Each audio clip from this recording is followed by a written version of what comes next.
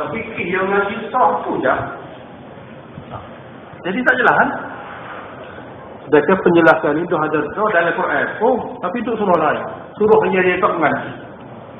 Dia buat pengkhususan dalam tafsir untuk beberapa surah. Bagi dia memberi makna rumit. Tak jelas. Sedangkan tafsir yang sudah ada pun dalam surah lain. Hak membahayakan lagi apabila dia tak tahu, dia tak mengaji belakang Quran ni. Sudah ada dah tafsir dia tu. Dia pergi wayak hak lain pun. Sebab dia rasa tak sedap dalam Quran. Sebab dia ngaji banyak tu. Kita mahu dia belajar di luar kan. Ada Quran pun. Jadi bahaya apabila tak ngaji Quran. Dan Quran itu dalam surah lah. Ini kan Quran. Dia tak tahu apa yang tinggal di belakang. Bila orang dulu dia kali berani Quran. Tak apa je. Tapi dalam tafsir ni yang lagi. Baca ayat ni baca ngomong. Tapi tanya dia dalam tafsir, dia satu ngaji habis. Dia berjudul Quran, dia baca Quran. Dia duduk dalam ayat dia mesti beriman Allah. Dia boleh tahu. Tapi yang ngaji fikir, maka huraian duduk dalam surah lain kalau dia tak mengaji, tanya dia hurai tidak seperti mana Tuhan hurai tinggi, jadi memberi kesilapan dan kesalahan.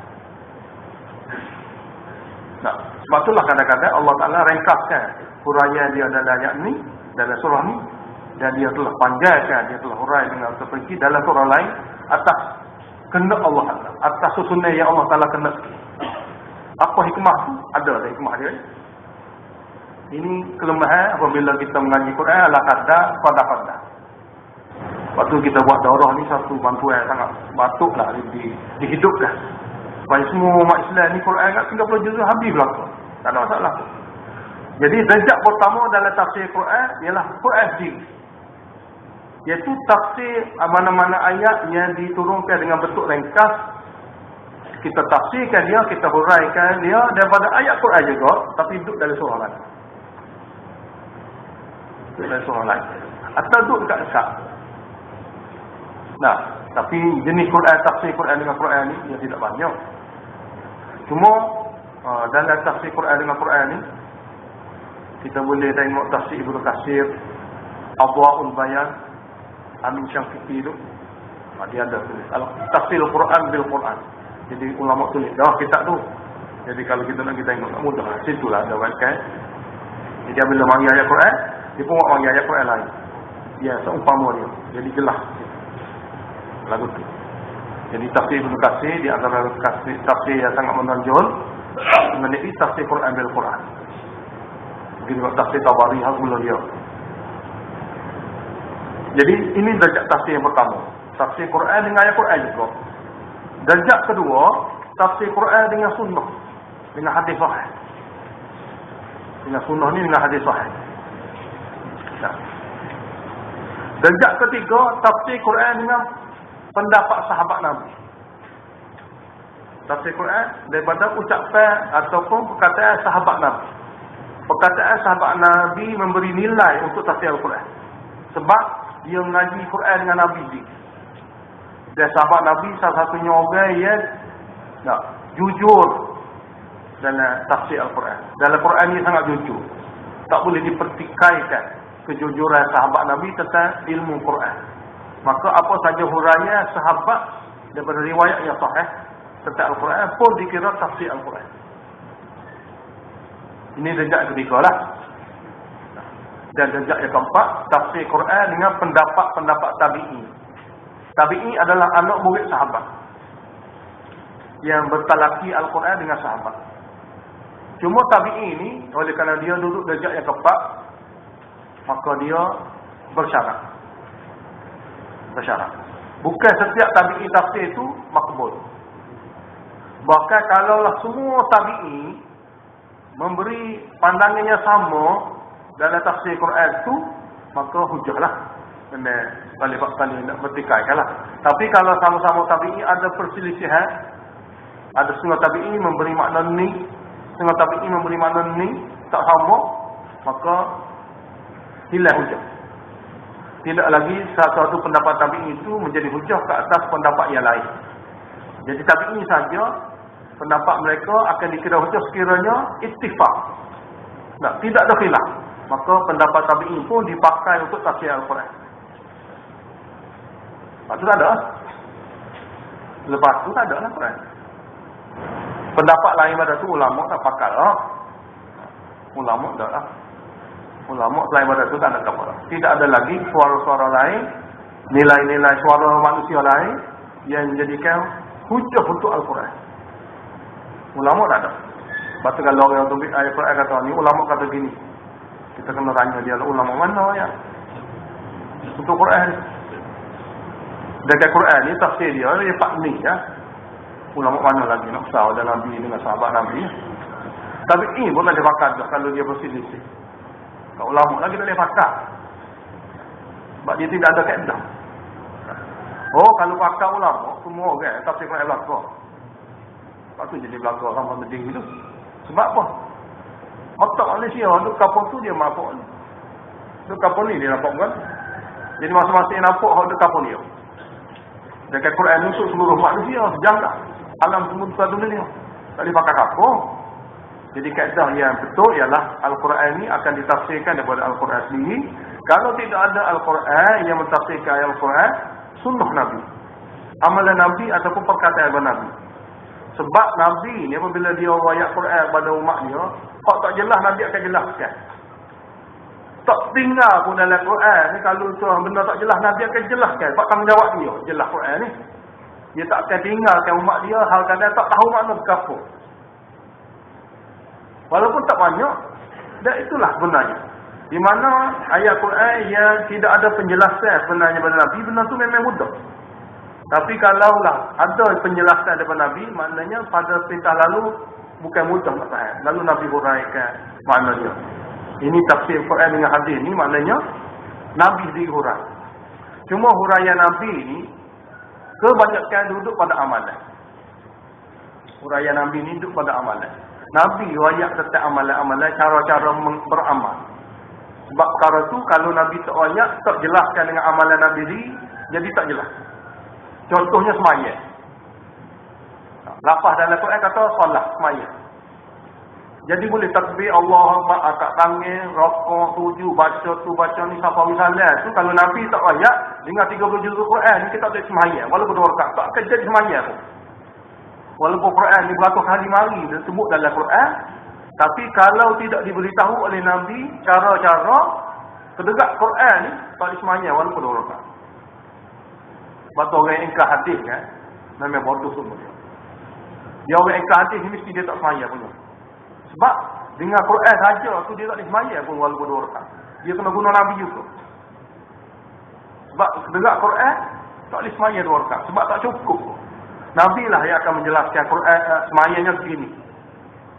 Semua daripada awal rukun sampai ke segala-gala amalan sunat sekali, Nabi lah akan huraikan tafsiran solat hak dalam Quran. Sebab dia rumit. Maka Nabi memberi penjelasan dengan sebutan dia, sabdaan dia ataupun amalan dia. Lepas tu mana-mana ayat tak ada hadis tentang dia tu, mudah lah tu. Biasa gitulah, mudah. Lepas tu kita tak ada peniman. Nah, Quran Rasul ni. Sebab dia, kalau mana nak ada hadis Nabi tak, mudah lah tu. Kita tak payah lah. Jadi hadis Nabi lah yang akan memberi penjelasan kepada mana-mana ayat yang dikira payah. Maka Nabi akan jelaskan. Dia akan tinggalkan Quran ini untuk umat dia faham sampai ke kiamat. Dan maka penjelasan dia jelaskan kepada kita semua ni dah cukup. Kemudian jika ada sedikit sebanyak lagi ayat-ayat yang sebahagian orang tak faham, sebahagian lain faham dah. Ada ayat-ayat yang sebahagiannya tak faham, maka para sahabatlah yang akan huraikan makna. Sebab orang kemudian ni, hadirilah, orang kemudian ni dia dengan Quran ni kadang-kadang ala kadar dah dia ada masuk dia dia untuk Quran. Jadi nak faham mudah seperti orang-orang dahulu yang bagi masa sepenuhnya untuk Quran ni tak sama. Jadi kadang-kadang ada setengah-setengah ayat tu di setengah orang, bagi setengah orang rumit lah. Bagi setengah orang lain tak ada rumit pun. Jadi untuk kerumitan ni seperti mana ada dalam tafsir kan, sahabat Nabi lah akan huraikan makna. Sahabat Nabi akan huraikan makna. Lain pada tu, lain pada sahabat Nabi, maka tabi'i. Dan tabi'i ini pun bersyarat ittifaq. Ittifaq mana? Bersepakat yang tidak ada perselisihan untuk memberi sesuatu makna bagi Al-Quran. Maka hujah juga bagi kita serta tafsir Al-Quran daripada tabi'i. Lepas tu kalau tak ada dah tiga-tiga ni, tak payah. Jadi tak perlu lagi untuk mentafsirkannya. Termasuklah ayat-ayat untuk mentafsirkan dia guna tafsir Israiliyat, tafsir riwayat golongan Yahudi. Memang tak perlu langsung. Tafsir untuk memahami ayat Quran kita guna tafsir Israiliyat, mana riwayat-riwayat golongan Yahudi tentang kitab-kitab dia masuk dalam Al-Quran. Dia kata makna Quran lebih kurang ni, lebih kurang ni. Ini tak perlu. Wak munah kadang-kadang ada lah. Tapi kalau dia hanya sekadar menyokong, sekadar menyokong lah. Tapi hujah tu tak ada langsung. Jadi Israiliyat, mana riwayat-riwayat bukan daripada sahabat, bahkan riwayat-riwayat ini diambil daripada kitab-kitab Yahudi atau pendapat-pendapat ulama Yahudi. Dalam Quran kita ni, sepatutnya kita kena kosongkan Quran kita daripada mereka. Sebab tak perlu. Tidak sanggup bawa langsung tafsir Israiliyat untuk kepahamian Al-Quran. Tapi tak ngaji, tak lagu ni masalahnya. Gelia. Banyak dalam tafsir-tafsir yang kita ngaji lah ni, kita tafsir. Termasuk tafsir Jalalain. Yang masuk Israiliyat dalam tafsir. Itu masalah. Jadi kalau kita tidak mengaji dengan betul talafi daripada golongan ulama yang muktabar, kita pun pakai terima belaka, sepakat belaka, supa belaka hadis Nabi atau perkataan sahabat Nabi dengan Yahudi. Supa. Jadi membawa kepada kesilapan dalam mentafsir Al-Quran, sedangkan dia bukan daripada tafsir Al-Quran. Bukan perusak bagi tafsir Al-Quran kadang-kadang. Dan ini perlu kita kena tahu. Sebab itulah darajat tafsir ni kita kena ingat ini kaedah. Kalau ayat tafsir Quran, kita akan tanya, riwayat? Mana riwayat kah ataupun dia pendapat? Dia kata riwayat, kita kata sahih kah ataupun Israiliyat? Tak tahu dah riwayat. Mudah-mudah. Kena tahu dulu. Jadi alhamdulillah kalau kita mengaji ini, kita tahu. Kita tahu riwayat. Riwayat Sahih Bukhari, riwayat Tirmizi dan dia kata sahih. Maka ini tafsir yang untuk ayat ini. Kalau tak ada benda tu kita tak akan riwayat. Dan inilah salah satu perkara yang kita kena fahami. Jadi darajat tafsir Quran ni iaitu perkara-perkara yang boleh digunakan untuk tafsir Al-Quran. Pertama, Quran tafsir dengan Quran. Kedua, tafsir Quran dengan hadis yang sahih. Ketiga, tafsir Quran dengan perkataan sahabat Nabi. Dan keempat, tafsir Quran melalui ittifaq tabi'i. Sepakat tabi'i. Lain pada tu, bukan lagi tafsir Al-Quran. Dia panggil ta'wil pula. Dia panggil ta'wil pula. Bukan tafsir. Tafsir adalah merupakan riwayat yang diambil untuk mentafsir. Tapi kalau tak ada lagi riwayat-riwayat, maka dia dipanggil ta'wil. Menukarkan makna lafaz asal kepada makna lain dengan kaedah-kaedah lain pula. Itu ta'wil. Ta'wil perkara lain. Kita baca tengok sini. Darjat tafsir yang pertama, tafsir Al-Quran muttasilan bil Quran. Mana tafsir Al-Quran secara langsung dengan Al-Quran juga bersambungan dalam ayat yang sama. Tafsir Quran dengan Quran duduk dalam ayat sudah. Contohnya, kama fi qaulihi ta'ala, seperti mana firman Allah Ta'ala. Dia dalam Quran tak banyak ni. Kita tahu ni pun tak banyak mana dia. Tak apalah. Allah kata wa kulu washrabu. Kamu semua boleh makan, kamu semua boleh minum dalam malam bulan Ramadan. Bulan Ramadan ni malam dia tu boleh makan sama, boleh minum sama sehingga nyata bagi kamu benar putih daripada benar hitam. Satu saja tu. Jadi benar putih gambar dia, benar hitam gambar dia. Allah kata minal fajri, yang subuh. Benar putihnya pagi, benar hitamnya malam. Hingga nyata di antara benar putih dengan benar hitam tu, barulah tak boleh makan. Iaitu apabila masuk subuh tak boleh. Yang minal fajri itu tafsir dia lah. Boleh makan, boleh minum sehingga subuh. Yang ni tafsir bagi khaiti hak payah faham tu, Allah sendiri telah tafsirkan dia dengan minal fajri. Juga Al-Quran tu. Nah, sebelum ayat ni turun, minal fajri ni turun, dia sekat ni ayat Al-Quran turun. Minal khaitil aswadi asalnya. Sehingga nyata bagi kamu benar putih daripada benar hitam. Ada riwayat sahabat Nabi pun ambil satu benar, warna putih so, warna hitam so, tok batang. Dia pun tidur. Malam puasa. Lepas tu bila dia bangun, dia pun tengok benar putih nampak ada dengan benar hitam. Tak gangi benda lagi. Sehingga gangi ni putih, ni hitam, barulah dia tak boleh makan. Dia kata pada Nabi gitu. Nabi kata besar matamu tu. Gelak Allah malam ni. Turun ayat Quran. Yang dikenaki benar-benar tu ialah waktu malam dan waktu siang. Itu Allah pun turun ayat Quran. Minal fajri. Yang dikenaki benar, bukan benar tu. Iaitu malam dan siang. Iaitu subuh itulah dikenaki. Jadi sehingga masuk waktu fajar, barulah tak boleh makan kali ini. Jadi dalam Quran ni tak banyak. Tafsir jenis ni tak banyak. Mana dalam Quran tu, sambung dengan ayat tu juga tafsir dia tu tak banyak. Nah, oleh kerana itu tak masalah kalau tak tahu pun ni ya, kadar dia. So lagi, tafsir Quran dengan Quran tapi duduk dalam surah lain. Oh, ni banyak ni. Ni banyak. Jadi kalau kita tak ngaji 30 juzuk, tak jadi semama, kita jadi bergagal. Kita akan apa? Sebab kita ngaji hak ni, hak tu tak ngaji. Jadi hak tu je lah. Hak dalam surah tu je lah. Jadi kita ngaji sekadar surah ni je. Jadi kita jadi masalah sebab tak habis. Jadi masalah. Seperti mana Allah berfirman, "Fatalaqa Adamu min rabbih kalimat." Telah memperolehi Nabi Adam daripada ajaran Tuhannya beberapa kalimah doa. Telah menerima, telah belajar oleh Nabi Adam daripada Tuhannya sendiri kalimah-kalimah doa untuk berdoa taubat. Lalu apabila dia belajar daripada Allah Ta'ala kalimah doa untuk bertaubat, baca saja doa tu, fataba alaihi, lalu Allah pun terus terima taubatnya. Dalam riwayat kata Nabi Adam masa dia tu dihantar ke dunia, dia bertaubat dengan Allah Ta'ala tapi dengan bahasa-bahasa dia sendiri. Tak kira bahasa dia. Kita salah Tuhan, kita gitu Tuhan, kita gini Tuhan. Tapi tak pandai sikit abu. Tak pandai. Maknanya, dia telah meluahkan kesedihan, kesilapan, minta maaf, taubat tu daripada bahasa-bahasa dan akal dia fikir kalimah ni lebih comel, kalimah ni lebih comel supaya dapat simpati dan kesembelah daripada Allah dan Allah terima taubat dia. Tapi dah tak pandai. Sehingga Allah ajar diri wahai Nabi Adam, jika mu nak taubat, mu kena baca hak ni.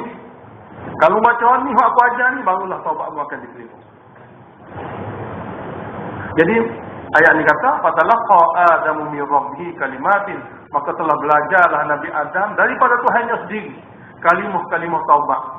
Dia tak pakar dia pakar Tuhan atas. Lalu fataba alaihi, lalu Allah menerima taubatnya setelah Nabi Adam bertaubat dengan lafaz Allah ajar. Innahu huwat tawwabur rahim. Sesungguhnya Allah Ta'ala maha suka menerima taubat yang bertaubat, mengasihani apabila taubat telah diterima, dia tidak akan seksa lagi di akhirat. Kalimah tu mana sah? Kalimah tu mana sah? Sebab dia kalimah ni macam-macam. Boleh reka, tak perlu reka. Allah sebut dalam surah lain, dalam surah A'raf. Kalimah yang dikendaki dalam surah Baqarah ni adalah huraian Allah Ta'ala dengan jelas dalam surah lain. Itu Allah Ta'ala ajar ke dia, Rabbana zalamna anfusana wa illam taghfir lana wa tarhamna lanakunanna minal khasirin, dalam surah A'raf. Inilah kalimah yang diajar oleh Allah Ta'ala kepada Nabi Adam. Lalu kalau kita mengajar Baqarah ni duk petai lagi surah nombor 2. Kita pun baca kalimat Allah ajar kepada Nabi Adam kalimat, beberapa kalimat. Lalu dengan kalimat tu dia bertaubat. Kita tak baca lagi surah Al-Araf depan tu. Kita gagal mari tak jumpa cari kalimat tu ada dia katakan nota dia tu. Lepas tu ada gagal dia sendiri pula. Ya Allah gitu, ya Allah gitu, taruh belakang. Dan kalau dia gigi lagi jumpalah kalimat sebenar Allah Taala sebut dah pun dalam surah lain. Ini masalah. Kalau tak mengaji habis atau kalau gopoh.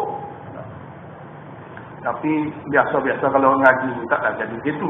Tapi kalau tak mengaji boleh jadi macam-macam. Boleh jadi macam-macam lah kalau tak mengaji. Jadi huraian bagi kalimat yang ringkas itu ada Allah Ta'ala hurai dalam surah Araf, iaitu Rabbana zalamna. Inilah kalimah yang Allah ajar kepada Nabi Adam. Dan inilah kalimah yang Nabi Adam belajar daripada Tuhannya.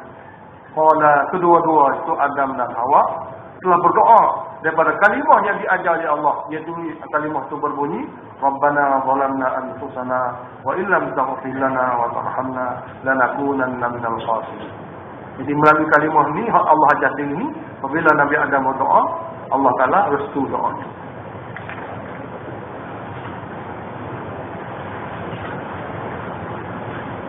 Asalnya tafsir bi sunnatin nabawiyah, ay bil ahadith. Mentafsir Quran dengan sunnah Nabi, itu dengan hadis. Sunnah hadis benar lain-lain. Sunnah benar lain, hadis benar lain. Hadis ni umum. Sebab ada hadis ni palsu, hadis masukh, hadis sahih, hadis dhaif, macam-macam. Sunnah ni mesti sahih. Dan sunnah ni mesti makmul, hak boleh hak dipakai ya. Dipanggil sunnah. Dia kadang-kadang Nabi ni dalam hadis dia suruh batu. Dua lama dia kata batu hak ni guna. Hak dulu pun hadis juga, hak ni pun hadis juga. Tapi hak dulu dia panggil hadis, tak panggil sunnah. Hak bakar saja dia panggil sunnah. Hadis yang telah ditinggal daripada mengguna dan memakai dan mengamalkannya, dia panggil hadis mansukh. Hadis tu hadis lah daripada Nabi, tapi tak bakar, tak amal dia. Dia hadis juga. Tapi hak amalnya dengan hadis ni, hak ni lah bakar selama-lama. Ni dipanggil sunnah. Seperti hadis, makan benda yang dimasuk dengan api batal wudu. Itu hadis sahih. Hadis Bukhari benar. Tapi bukan sunnah. Sebab dulu memang batal wudu kalau makan makanan yang dimasuk dengan api. Tapi apabila Nabi makan benda yang dimasukkan dengan api pun Nabi semaya, maka makna hadis kata tak itu telah masuk, telah terbatal makna dia untuk dipakai, dan hak pakar seluruhnya hak ni saja. Jadi hak ni dia panggil sunnah sebab dipakai. Hak tu dia panggil hadis saja, tak panggil sunnah. Jadi tafsir Al-Quran dengan sunnah, itu dengan tafsir yang sahih, lagi sharih, lagi dipakai untuk umat dia. Sebab tu kalau kita nak kacak dengan orang, kalau kita jenis remak, kita kata Allah tinggal pada kita dua perkara, Quran dan sunnah, bukan Quran dan hadis. Kita kena cermat sikit. Sebab tak ada dalam mana-mana riwayat pun, dalam hadis Nabi kata aku tinggalkan Quran dengan hadis, ada. Semua riwayat Quran dengan sunnah. Tapi kita kadang-kadang tak boleh ingat. Memanglah nak kata salah, tetap salah, tapi kena faham lah. Sebab ada hadis yang mana tak boleh nak amal pun dia, sebab masuk. Tapi hadis juga. Tapi tidak begitu sunnah. Sunnah ni benar boleh diamal saja. Jadi kalau kita nak kata Allah Ta'ala telah tinggalkan. Yang Allah Nabi SAW bersabda, Allah dia tinggalkan kepada kita umatnya dua perkara. Jadi kita kena kata Quran dengan sunnah. Sebab hadis sahih pun begini makna dapat dia. Tak ada Quran dengan hadis. Tak ada Quran dengan hadis. Adanya Quran dengan sunnah. Jadi tafsir Quran di sunnatun nabawiyah. Di sunnatin nabawiyah ni dengan sunnah yang dihayati dan berkekalan sehingga ke sampai bila-bila. Yaitu bil ahadithi sahihati sarihati ghairil mansukhati. Dia jadi panjang. Jadi dengan segala hadis yang sahih, lagi sahih, lagi tidak mansukh. Bil ahadithi sahihati sarihati ghairil mansukhah. Itu makna sunnah nabawiyah. Dan perkataan sahabat Nabi dalam kitab Mustadrak Hakim. Mustadrak Hakim ni ialah Imam hadis yang lahir selepas Imam Bukhari, Imam Muslim. Dia telah tulis kitab hadis, kumpul hadis-hadis yang setara dengan Bukhari Muslim, mengikut syarat-syarat Bukhari Muslim, tapi Imam Bukhari, Imam Muslim tak masuk dalam kitab dia. Tertinggal bagi dia. Maka dia kumpul semula hadis-hadis yang sama derajat, sama syarat dengan hadis Bukhari dan Muslim, dia kumpul dengan nama Mustadrak Hakim. Itu satu kumpulan hadis yang bersyarat seperti Bukhari Muslim, tapi Imam Bukhari dan Imam Muslim tidak memasukkan hadis itu dalam kitabnya. Tapi Imam Hakim yang kemudian hari-hari kumpul hadis-hadis ada lagi yang bersyarat sama dikumpul mustadrak. Jadi dalam kitab tu kata mustadrak, kata hakim dalam kitab mustadrak, tafsirus sahabi musnadun muhkamun indahuma.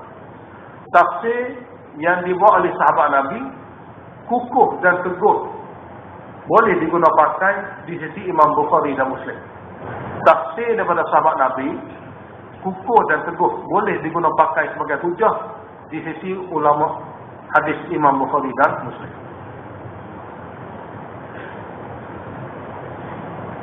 Yang keempat, at-tafsiru bi aqwali tabi'in. Tafsir melalui pendapat tabi'in.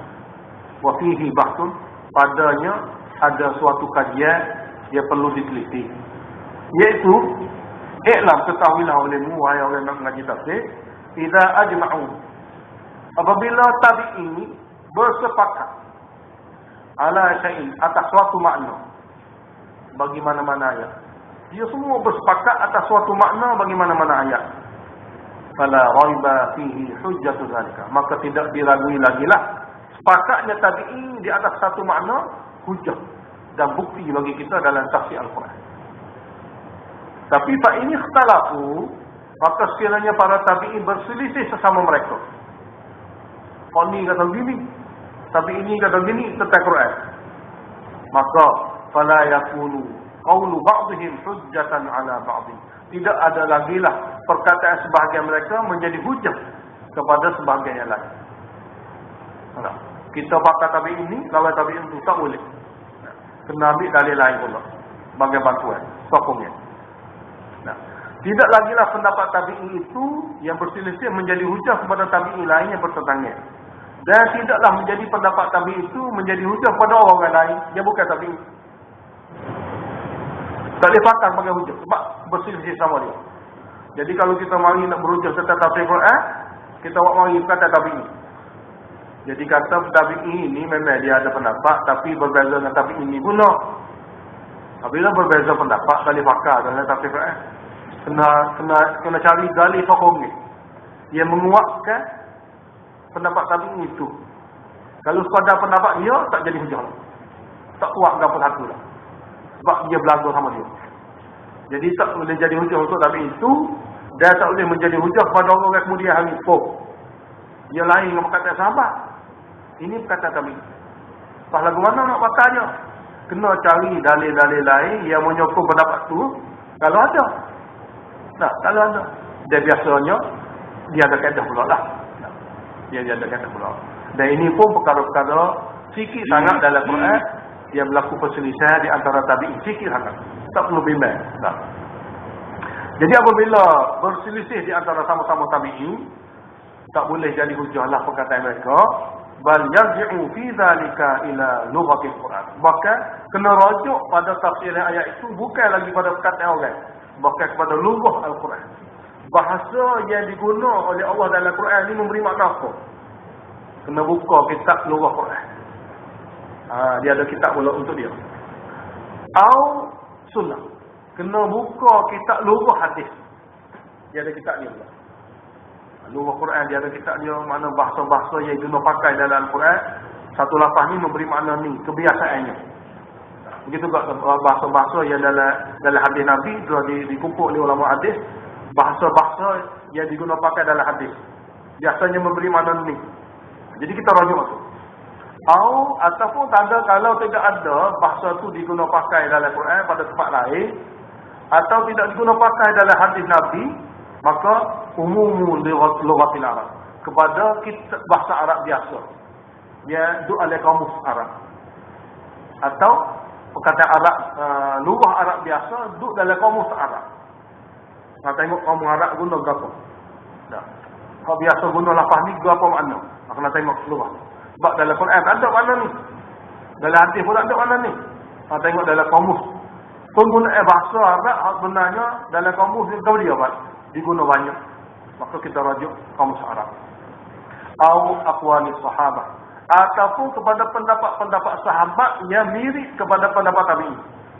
Kok mana menyokong di kalangan para sahabat tu, perkataan mereka memang tidak tepatlah kepada tajuk ni, tapi kadang-kadang menyokong makna kata tabi'in. Kalau dah dia ada perkataan sahabat Nabi, tak perlu dah tabi'in. Ini masalahnya, perkataan ini daripada tabi'in. Nah, jadi apabila tidak ada sokongan-sokongan bahasa, maka kita kena tengok perkataan sahabat Nabi seumpama itu.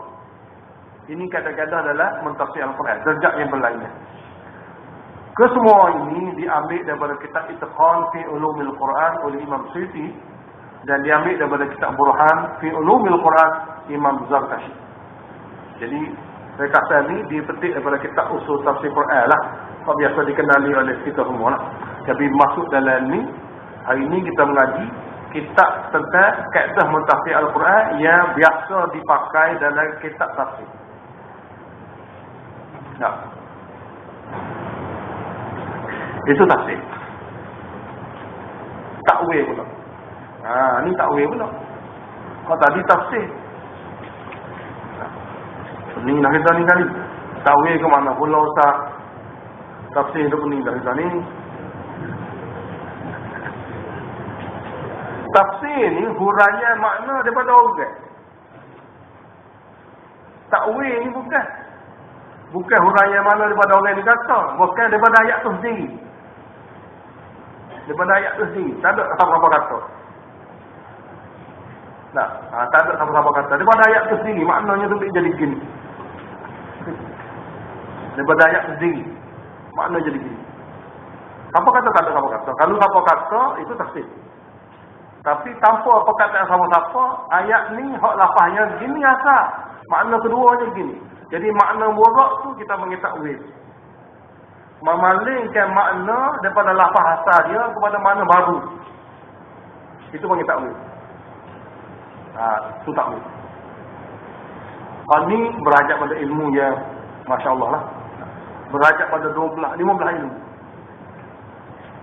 Bukan kerja kita. Kerja kita jengah ya. Lepas bila kita dengar mana-mana ulama tafsir telah takwil ayat ni dengan mana tu, kita pakai pendapat dia. Kita tak ada, kita semua ni tak ada gian. Bahagian takwil Quran ni, kita semua haja ayat yang haja dengar ni tak ada gian. Buat masa ni kita ada kelemahan belakang. Tak berhak untuk takwil Quran, bahkan kita ayat hak orang lain takwil dah.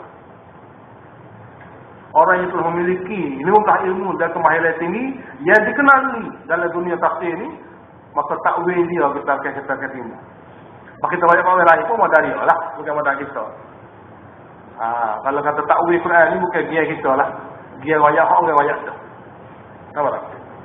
Tak payah kalau gitu kan. Reporter kita ni dia wayak orang wayak tu.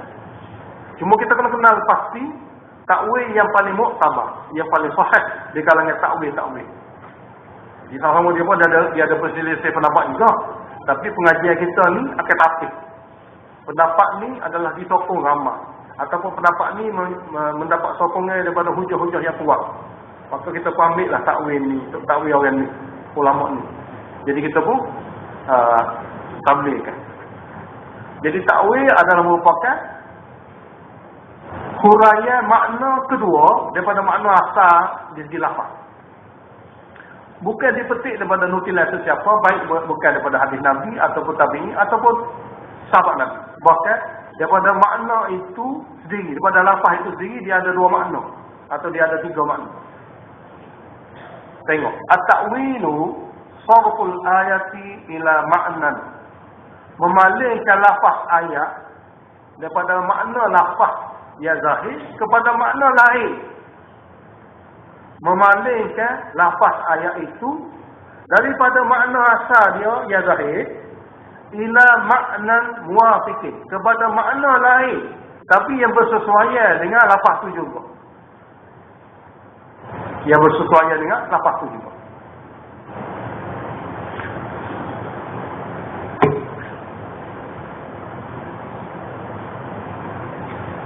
Contohnya dalam Quran, aula mastumun nisa. Lamastumun istuh jasul bil yad. Jadi kalau kira lafaz dia tu makna zahirnya lamastum istuh dengan tangan. Jadi Abdullah bin Mas'ud radhiyallahu anhu kata, ayat Quran ni memberi makna pada kita apabila istuh perempuan mata wudu. Sebab lamas ni makna istuh. Itu makna pertama dia. Abdullah bin Abbas rasa tak. Bukan makna setuh tu. Makna kedua, itu makna setubuh. Maka memberi makna kedua tu dia panggil takwil.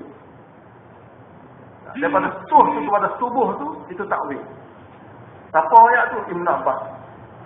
Maka dia sahabat Nabi. Maka boleh dikira hujah. Dan Ibn Mas'ud kata setuh tangan ni pun boleh jadi hujah. Sebab dia sahabat Nabi. Jadi Imam Syafi'i ambil pendapat Ibn Mas'ud. Imam Abu Hanifah ambil pendapat Ibn Abbas. Betul belakang. Tak ada masalah. Tangan di Mekah. Ikut Ibn Abbas. Payah. Nampak tak? Jadi itu merupakan cara-cara memahami Al-Quran yang jenis-jenis. Yang jenis dia ada dua makna. Satu makna zahir, satu makna setar. Jadi Imam Syafi'i sendiri dalam masalah setuh ni pun dia ada dua pendapat. Pendapat qadim dia, setuh yang boleh batal wuduk ni setuh bersyahwat. Kalau setuh sahaja gitu tak batal wuduk. Itu pendapat qadim dia. Dan pendapat qadim ni lah kita bagi fatwa untuk tabah haji orang pergi Mekah. Mana kalau setuh-setuh dengan perempuan, apa? Tak ada, apa? Tak ada syahwat apa kan? Jadi apabila kita buat kursus haji perdana, jadi perempuan tabah haji akan wayak lah. Dia akan wayak kamu. Supaya kita dengar tak mau lagi Mekah ni. Nah, mana kalau setuh saja tak bersyahwat, tak batal wuduk. Kita pakal pendapat qadim Syafi'i semasa kita buat haji. Tapi apabila kita balik ke Malaysia, kita pakal pendapat jadi Ismail guna lah. Sebab walaupun tak batal wuduk, tapi sunat ambil wuduk tu sudah sabit juga dalam mazhab lain. Mazhab Abu Hanifah pun kalau setuh perempuan memang tak batal wuduk, tapi oleh kerana ada pendapat kata batal wuduk, sunat juga bagi dia ambil wuduk. Jadi kira-kira mari tak ada masalah pun. Oleh kerana tu ayat seperti inilah yang jadi ada takwil. Nak kita dipahami takwil ni. Takwil tu begitu, maknanya dia ada dua makna. Setuh nak tangan pun boleh kira, setubuh pun boleh kira. Pas tak banyak. Tak ada masalah. Apa dia tak banyak. Tapi kita kena tahu. Jadi sarful ayati ila ma'nan muwafiqin. Memalingkan lafaz ayat daripada makna pertama kepada makna lain, makna kedua, tapi muwafiqin, bersesuaian. Lima qablaha bagi ayat sebelum, wa lima ba'daha bagi ayat selepas. Dia kena bersesuaian. Jangan tak bersesuaian pula. Mana bersesuaian boleh digunakan pakai makna ini kalau kita tengok pada ayat sebelum dan kalau kita tengok pada ayat selepas. Makna ni boleh pakai. Yang ni tamiluhul ayatu. Boleh ditanggung juga makna itu oleh ayat ini. Boleh ditanggung juga makna kedua ini oleh ayat ini. Mana masuk, kita panggil masuk. Masuk kena siku juga. Dan juga dengan masa yang sama ghairu mukhalifin bil kitab wa sunnah. Tidak bercanggah pun makna ayat ni kalau kita pakai dia dengan makna Quran lain. Atau dengan makna sunnah lain. Tak canggah. Dia tidak canggah dengan ayat Quran lain, tidak canggah dengan sunnah lain. Tapi ala turuqil istinbat, mengikut cara pengeluaran hukum daripada kaedah pengeluaran hukum. Jadi semua ni rumit berlaku ni. Bukan dia kita berlaku ni, cuma kita kena tahu dalam kaedah-kaedah. Bukan semudah tu nak tafsir Quran. Maknanya takwil ialah memalingkan lafaz ayat daripada makna pertama kepada makna kedua yang bersesuaian. Yang mana ayat ini boleh menerima juga makna tu dan tidak bercanggah dengan ayat Quran lain dan tidak bercanggah dengan hadis Nabi yang lain. Dan mengikut peraturan istinbat. Mengikut peraturan kajian pengeluaran hukum daripada ulama hukum. Takwil ini ghairu mahzur, tidak ditegak untuk para ulama. Takwil ayat Quran secara penakwilan ini tidak ditegak, tidak dilarang untuk para ulama. Bukan untuk kita ni, untuk para ulama. Yang mana alladzina kanu, iaitu para ulama yang mereka itu jami'in, dapat menerima, dapat mengumpulkan segala ilmu-ilmu yang berhajat bagi ahli tafsir untuk mentafsirkan Al-Quran. Ulama yang cukup dapat menghimpun segala ilmu yang diguna untuk tafsir Quran oleh ahli tafsir. Ilmu yang boleh diguna untuk orang yang ingin mentafsirkan Al-Quran dalam ilmu tafsir. Kalau ulama ada ilmu ni cukup, boleh dia kecek tajuk ni. Banyak mana? 15 ilmu. Dia kena cukup.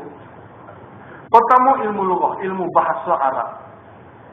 Kamu tu dia kena ingat mula. Bukan tanya nak tengok Quran, balik. Balik banyak daripada tengok. Balik macam. Kita masuk mengaji mahad dulu. Ustaz kita, Ustaz Asy'ari Ishaq. Masuk kelenjar peralihan, dia kata kamu semua kalau nak pandang ilmu Arab kan, kamu kena ngapa kamu. Saya bagi hadiah 10 riyal. Siapa boleh ingat 1000 perkataan Arab. Oh, pakak ngapa orang itu. 5 hari ngapa, 5 hari ngapa, 5 hari ngapa, 10 riyal. Banyak, masa 10 riyal. Tahun 78. Kita ingat kita tengok ngapa kat 800 perkataan. Lepas tu jadi malas. Tak lagi. 5 hari. Perkataan baru. Sebab dia akan suruh kita baca daripada dia. Kalimah-kalimah ni, lepas tu dia akan beri 10 riyal. Iaitu kalau kamu ngapa kalimah, jadi kamu tak perlu balik banyak kamu. Banyak tak kali balik. Ngopat tadi, ingat mulut dah. Maksudnya dah setiap kali tengok, fa'ala tengok. Oh, buat tengok. Jadi, buka kamu tu menyebabkan lama mengaji. Jadi, payah boleh. Ngapa Al-Quran. Jadi, bahasa tu kita kena hafal. Perbendaharaan bahasa tu kita hafal. Jadi, melengkapkan kita dari segi pengajian. Sebab ngaji bahasa Inggeris ke, bahasa Urdu ke, ada 2-30 hotel yang berkata, nak kacik Inggeris. Mana? Ada. Kalau orang tanya kata tu, ngangong kita. Apa nak buat kamu pula? Jadi, bukan kamu kerja Jadi, buku tempat pagi tu tak boleh nak baca kamu. Tengok kata ni, dia setiap bagi tu ada benda tak tahu kamu. Jadi, gitu. Itu dari segi bahasa dunia. Ini Quran. Kalau setiap ayat kena buka kamu semua, tak akan ngaji lagi mana? Oleh kata, semua ayat Quran ni, bahasa dia tu dah lepas lah. Sebut ayat ni mana kau tahu. Payah lah. Tak payah. Sebab orang boleh belakang tu. Orang boleh belakang. Tak payah apa. Jadi lughah ni bahasa Arab diri tu kita kena mengetahui dengan cara sempurna. Lebih-lebih lagi bahasa yang digunakan pakai dalam Al-Quran. Dalam Al-Quran tak banyak tapi ada. Yang kedua grammar, nahu. Kata bahasa. Memanglah nahu ni kena ngaji. Tata bahasa kan. Kalau kita kecek semua orang luar mari kecek Malaysia, itu rumah pergi ke apa, kita bahas juga tapi tidak betul lah.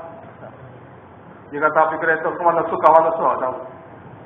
Rumah mari ke, kita pergi rumah ke mana jalan kau kita ke rumah mari kita pergi. Jadi boleh bahas, dia fikir-fikir dia tak ada Allah, dia kecek bahasa itu boleh anggap. Tapi tidak menepati. Dia boleh jadi macam-macam. Tak boleh buat dalam, tak boleh tulis buku. Oleh kata mengaji bahasa dan tata bahasa ni penting. Lebih-lebih lagi kalau kita nak tafsir Quran, nahu ni. Tak boleh. Mengaji nahu 3 bulan lah. 3 bulan boleh kata Arab. Yang ketiga, tasrif. Perubahan kalimah. Past tense, present tense, tense. Mana perubahan? Akan datang, akan buat, telah. Macam-macam tu kan. Tense. Dalam bahasa Arab dia panggil tasrif. Perubahan kalimah. Kalimah yang sama boleh jadi akan, boleh jadi telah, boleh jadi sedap. Kan tu? Hak tolak lah tu. Dia mesti hak tolak. Ta'im tu saya makan. Mat'am tempat kantin. Ta'am makanan. Jadi macam-macam dalam Quran. Jadi kata asal ta'am tu ya. Jadi tukar kalimah. Jadi banyak kerana dia perubahan kalimah. Tasrif dia namanya. Mudah juga. Mudah-mudah sikit lah kena ngaji ni. Yang keempat, al-istiqaq, kajian asal kalimah. Kajian asal kalimah. Kalimah ni asal dia ke apa? Boleh jadi makna gini, ni asal dia. Macam taqwa. Main mana kata dia? Mengenai perkataan ni. Istighfar. Asal main mana kata istighfar ni? Orang kata dia asal main gini. Dia jadi gini. Istighfar mana? Kajian asal kalimah. Yang kelima, ilmu ma'ani. Ilmu ma'ani ini suatu jumlah yang ada dalamnya berbagai-bagai makna. Suatu jumlah kalimah, satu jumlah perkataan yang disusun, tapi boleh ada dalam itu berbagai-bagai makna. Ilmu bayan, Berbagai-bagai jumlah disusun untuk satu makna. Berbagai-bagai jumlah disusun, tapi untuk memberi makna sama. Nah, sila datang ke sini, mari sini, mari. Memberi makna mari tak? Tapi berbagai-bagai bentuk olahan bahasa, kalimah yang disusun untuk memberi satu makna ya. Bahasa lembut, bahasa kasar, tegas, keras, tak kira lah. Tapi itu ilmu bayan. Ini rekasa falsafah bagi ilmu. Ilmu bayan, ilmu ma'ani. Ma'ani maknanya jumlah satu, tapi makna boleh berbagai-bagai. Bayan jumlah banyak untuk makna satu. Ilmu batin, indah sebutan di segi lafaz zahir. Indah makna yang tersirat pada dalam. Batin dia panggil. Indah sebutan. Macam Quran kan bunyi ya, za. Itu dia panggil batin. Indah di segi sebutan. Hujung gitu belakang. Nah, jenis a belakang, jenis i belakang. Itu di segi batik. Batik dua jenis. Satu batik di segi lafaz, batik di segi makna. Dan ketiga-tiga ni, 5, 6 dan 7 ni dia panggil ilmu balaghah. Ilmu salah satunya ilmu yang digaji khas untuk Quran. Sebab balaghah ni kajian tentang Quran. Jadi orang yang nak ngaji dan nak ada kemahiran dalam tafsir Al-Quran tak? Dia kena ada kemahiran dalam al-balaghah. Yang ke-8 ilmu qiraah. Cara baca Quran yang berbeza-beza. Maliki yaumiddin, Maliki yaumiddin. Dua-dua betul dan makna kedua-dua betul kan? Cuma cara berbeza-beza. Dan yang ke-9 usuluddin. Khusus ilmu tentang akidah. Ayat-ayat Quran tentang akidah waktu ini luar, kajian khas untuk akidah saja. Usuluddin dia panggil. Sebab apabila kita waktu ini luar, ayat-ayat akidah ni kita bahas dia suku, jadi detail kita. Maklumat kita tentang akidah ni jadi sempurna kerana semua ayat Quran tentang akidah duduk tepat. Yang ke-10 usulul fiqh. Kaedah mengeluarkan hukum amali. Kaedah-kaedah untuk mengeluarkan hukum daripada ayat Quran, daripada hadis Nabi untuk jadikan amalan. Dan usul fiqh ni membezakan mazhab. Dengan sebab usul fiqh berbeza lah, maka mazhab pun berbeza. Ada mazhab Hanafi, ada mazhab Syafi'i, ada mazhab Hambali, ada mazhab Maliki. Kerana apa? Kerana berbeza usul mazhab. Usul fiqh berbeza. Kalau usul fiqh rupa, ia sama mazhab. Oleh kerana usul berbeza, maka mazhab pun berbeza. Lepas tu kita, kalau kita boleh buat sendiri usul fiqh, tak boleh ikut mazhab. Tapi kalau tak boleh buat sendiri usul fiqh, kena ikut mazhab. Tak ada masalah apa? Malah ikut mazhab Syafi'i. Apa? Kita boleh buat sendiri usul fiqh. Tak ada masalah apa? Sebab dalam usul fiqh dia tertulis tu. Orang yang mahir dalam usul fiqh boleh buat sendiri enggak? Dia kena buat sendiri. Dia kena ijtihad sendiri. Dia tak boleh ikut mazhab apa.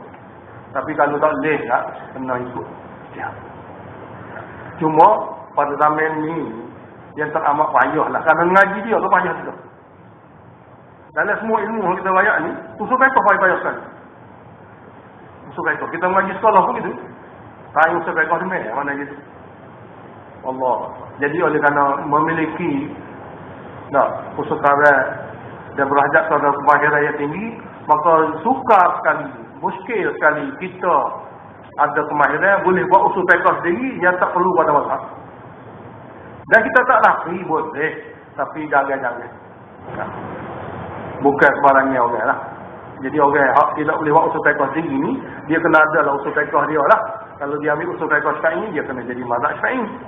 Kalau dia ambil usul fiqh Hanafi, dia boleh jadi mazhab Hanafi.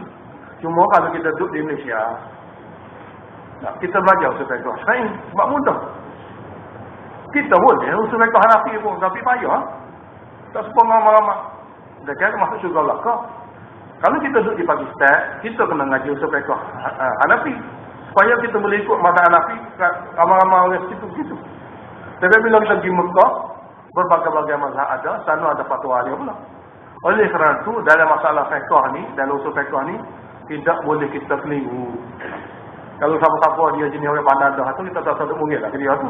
Tapi kalau kita, dia kata tak pandai, jangan duduk pandai-pandai pula. Jadi usul fiqh. Yang ke-11 asbabun nuzul wal qisas. Sebab turunnya Quran. Sebab turunnya ayat ni. Setengah-setengah kita kena tahu. Setengah-setengah. Sehingga kalau kita tak tahu sebab turunnya ayat ni, tak jelas kita. Kita tak jelas. Gabriel sebenarnya Tuhan ayat. Oleh kerana itu cerita asal peristiwa berlaku ayat ni turun, kita kena tahu. Tapi bukan semua, sikit lah. Sebahagian daripada asbabun nuzul saja kita kena tahu. Tapi sebanyak-banyak mana asbabun nuzul tu, tak perlu tahu.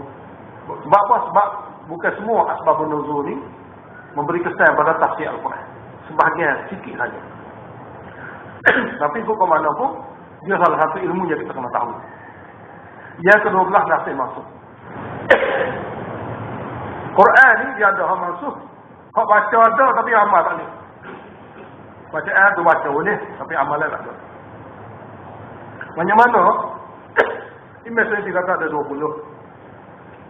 Dalam 3,000 lebih ayat Quran. 20 saja ayat yang masuk. Yang tidak boleh pakai lagi makna dia, tapi baca boleh lagi. Tapi setengah-setengah ulama lain kata bukan 25 ayat dah. Saya tengok kaji di mari daripada hak 20 tu 5 ayat sebenarnya hak masuk. Lain pada boleh pakai pun. Jadi hak paling kecil pendapat ialah hak paling kecil sikit ayat masuk ni itu pendapat yang mengatakan 5 ayat. Itu Imam Walid Dahlawi dalam kitab dia tulis, dia kata hak Imam Syafi'i kata 20 ayat itu sebenarnya bila diteliti dengan mendalam boleh pakai juga pada masa-masa dan kata-kata tertentu, maka hak masuk sungguhnya 5 ayat. Jadi bunyi 5, tak ada benar, saya tanya. 1, 2, 3, 4, 5. Hak lain semua rasa lah. Jadi tak payahlah, semua 5 ayat. Hak masuk, hak lain nasib lah. Yang ke-13 fiqh. Hukum fiqh. Hukum yang lengkap daripada sunnah. Hukum yang lengkap. Kena tahu. Kalau kita jumpa ayat hukum, kita kena tahu hukum tu dengan lengkap. Sebab hukum itu adalah ringkas dalam Quran. Lengkapnya daripada Nabi ayat. Dan fatwa daripada ulama fiqh. Barulah lengkap. Maka bila kita baca ayat tu, kita kena hurai ayat tentang hukum daripada hadis Nabi dan daripada fatwa mazhab. Nah, sebab dalam Quran ringkas sangat. Maka pelengkap untuk memahami ayat hukum mesti daripada Nabi dan ulama yang menjelaskan hukum tentang ayat-ayat tersebut. Fiqh. Yang ke-14 al-ahaditsu al-mubayyinatu li tafsiril mujmali wal mubham. Beberapa hadis yang disebut khas oleh Nabi untuk memberi penjelasan bagi mana-mana ayat yang ringkas maknanya, yang samar maknanya. Ayat tu kalau kita baca ayat Quran pun tak jumpa lagi. Untuk huraikan ringkasan dia. Atau untuk menjelaskan makna samar dia. Maka tentu sekali Nabi SAW akan waktu berhadis dia, sabdaan dia, ia akan menguraikan ayat ni supaya hilang kesamaran, supaya jelas hak ringkas. Jadi adik-adik ni kena tahulah. Tak banyak orang. 14. Apabila memiliki kemahiran tinggi dalam 14 ilmu ini, Allah bisa lagi ilmu wahbi. Ilmu wahbiyun. Sebenarnya bukan ilmu. Sebut saja ilmu wahbi. Bukan ilmu. Kemahiran saja. Kemahiran. Dia bukan ilmu. Kemahiran apabila dia memiliki 14. Orang yang tidak memiliki 14 tu jangan diharap ada wahbi. Kemahiran tak ada. Oleh kerana itu dia ke-15 ni bukan ilmu. Dia dipanggil malakah, kemahiran. Mana orang yang nak jadi orang ahli tafsir yang mahir, dia tentu sekali kena ada 14 ilmu yang disebut sebelum ni, dan dia kena mengajar dengan buat kajian, dengan buat penulisan untuk satu tempoh yang lama. Lalu Allah bagi pada dia kemahiran. Kemahiran inilah disebut dalam kitab kita ni ilmu wahbiyun, anugerah. Lalu ni orang tak ngaji sepatah, warak pun tak erti dia akan kita boleh ilmu anugerah. Kita kata bukan anugerah tu, ilmu cari gerah. Bukan anugerah. Anugerah orang telah ada 14 ilmu mahir. Dia ada penulisan, dia ada pemperbahasan. Dia dibuat kajian dalam satu tempoh yang lama. Barulah Allah bagi ilmu wahdiyun, ilmu anugerah. Dan dia bukan ilmu sebenarnya, dia merupakan malakah, kemahiran yang tinggi tentang Al-Quran. Tapi rata-rata orang guna kataan ni, ilmu wahabi ni, bagi orang malah ngaji. Nak doa dalam dua tak semaya Jumaat, tak semaya Jumaat.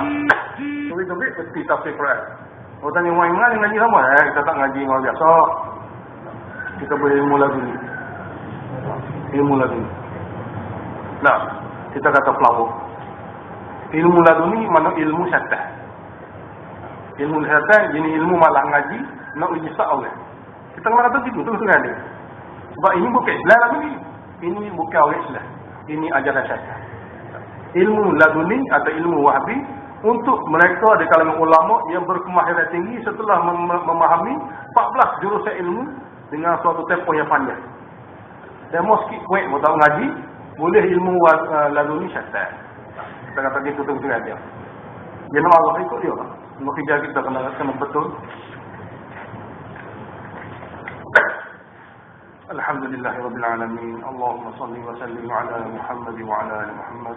Allahumma waffiqna lima tuhibbu wa tarda waj'al akhiratana khayran min al-ula.